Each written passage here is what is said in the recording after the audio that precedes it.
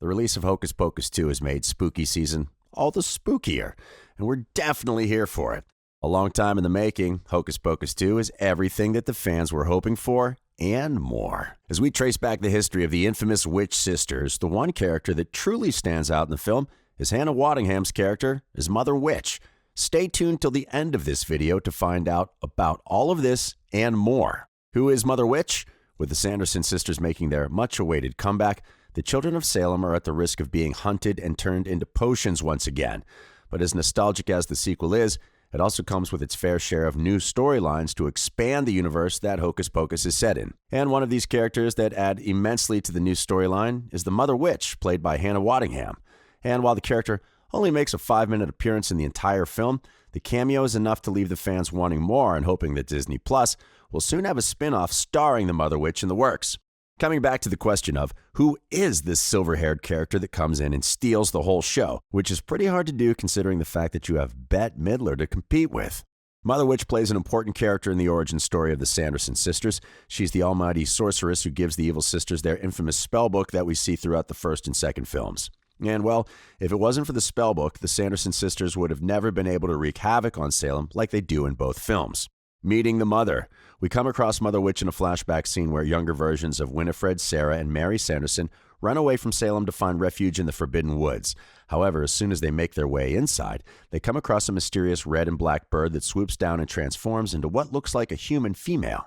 However, when you take a closer look at her glowing eyes, silver hair, and face covered with sparkly gems, you immediately know that this is no ordinary human. While she originally appears to eat the three sisters alive, she realizes that they're not like other children, and so Mother Witch decides to gift Winnie the iconic spellbook, wishing her a happy 16th birthday. When asked how she knew it was the girl's birthday, she just says, "I'm a witch. I know things." And just like that, she disappears into nothing, never to be seen in the film again. However, it's quite unfortunate that this is all that Waddingham's character has been reduced to in the film. Now, considering the fact that the actress is a powerhouse of talent when it comes to singing and has starred in multiple Broadway performances, the fans were disappointed to see that the Mother Witch didn't even have a musical number in the film. It was as if her character was only there to drive the story forward, and, well, as important as that is, it's also important to give such an important role in the film some kind of a backstory and, well, more than 5 minutes of screen time at the very least. What makes the Mother Witch so important? Now, you might be thinking, how can a character with a 5-minute cameo be so monumental to a film? Well, believe it or not, in this case, that's exactly the case. In her brief appearance in the film, Waddingham manages to set up the entire plot of not only the sequel, but the entire setting and world of Hocus Pocus in general. Without the Mother Witch, there would be no way for the Sanderson sisters to exist as the powerful witches that they are. With her whimsical presence and witty one-liners, just a small glimpse was enough for the fans to fall in love with Waddingham's character and how important she is to the franchise. It's also pretty refreshing to go back in time and see exactly how the Sanderson sisters learned all their evil tricks, including their habit of feeding on children to stay young and appear beautiful. The Mother Witch arrives at just the right point in the movie, donned in a velvet cape and a feather fringe that's clasped at her neck with a gold medallion. That, combined with her flowy hair and an overall witchy vibe, is enough for the actress to grab the attention of every single person that has watched the film. To say that she is captivating in the 5 minutes of her brief appearance in the film would be an understatement. And, well, if you really think about it, would a franchise really spend all that money on bringing an actor on board just for a few minutes and a handful of dialogues? No, right? So there's a fair chance that in the future, we might get to see the Witch Mother and her 3 witchy daughters reunite in an attempt to take over Salem together. The Forbidden Spell. Not only does the Witch Mother introduce this little trio of sisters to the world of witchcraft and potion making, but she also warns them of the consequences of their choices before she disappears and is never seen again. The Witch Mother tells the Sanderson sisters all about a forbidden spell called the Magicae Maxima that even the strongest of witches dare not cast. The Magicae Maxima grants an unbelievable amount of power to the witch that casts it, turning her into an all-powerful being that can rule over the world with one flick of the wand. But the cost of such great power is the loss of a loved one. We find out later on in the film that to perform the Magicae Maxima, the spellcaster witch would lose whatever she loves the most. And when Winnie finds out that the trade-off for never-ending power would be the lives of her sisters Sarah and Mary, she makes the heartwarming choice of joining them in the afterlife rather than ruling the world as a powerful witch without them. Who says supernatural beings don't have feelings? The fans actually also believe that Waddingham herself might have used the forbidden spell on herself because her glowing blue eyes in the flashback sequence are the same as Winnie's once she cast the spell to become an all-powerful witch.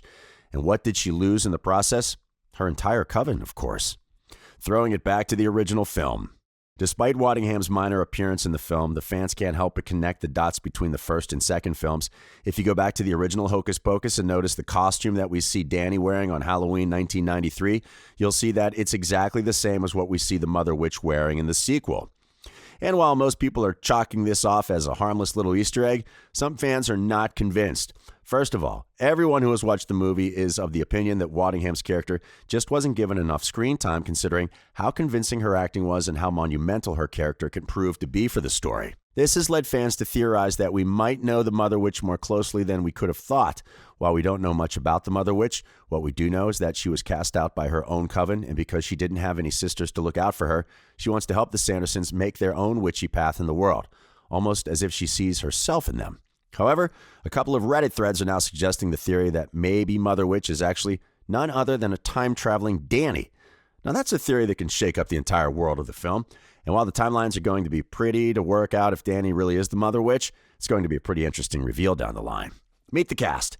In addition to the three witches and their mother figure, the other characters that the fans were hoping to see in the sequel were Max, Danny, and Allison, along with Ice and Jay. However, as the Sanderson sisters returned to Salem 29 years after the events of the old film, the writers thought that it just wouldn't make sense to bring the same characters back. And while the fans were hoping for a cameo at least, the filmmaker squashed all the rumors and revealed that the Sanderson sisters were the only characters who were going to be making a comeback. Of course, this opens up a lot of room for the film to experiment and move away from the first film, helping us dive deeper into the stories of the Sanderson sisters and their past. A character that will be making a comeback, though, is none other than Billy Butcherson, who will once again be played by Doug Jones. And for those of you who don't know, Billy is Winnie's ex-boyfriend who will do just about anything to win her love and affection. In this movie, Butcherson will also rise back up from his grave and help the witches take over Salem. So who is going to be in the sequel?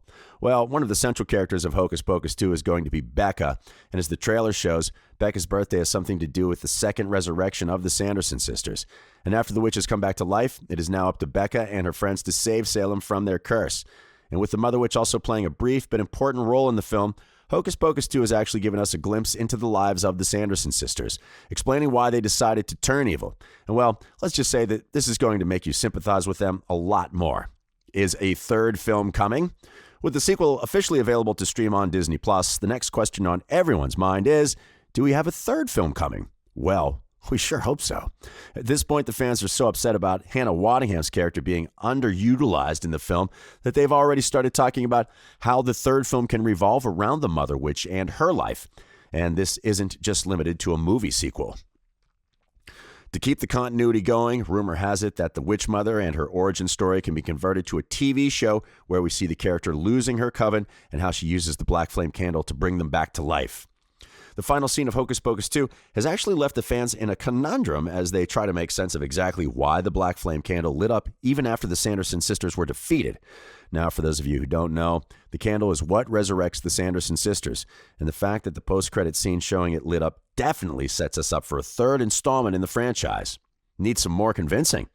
Well, what's more is that near the end of the movie, the bird that transforms into the Mother Witch in the flashback scene is also spotted flying in the sky before the film comes to a halt, giving us a pretty clear hint of the fact that the Mother Witch still has some unfinished business in Salem, and so do the Sanderson sisters. So, will we finally get to see the two parties reunite years after they had that fateful meeting in the woods? We can only hope so. And that's all for today's video. If you enjoyed it, give us the thumbs up, subscribe to the channel, The Focus, for more movie-related news. And until then, we'll see you next time. Bye.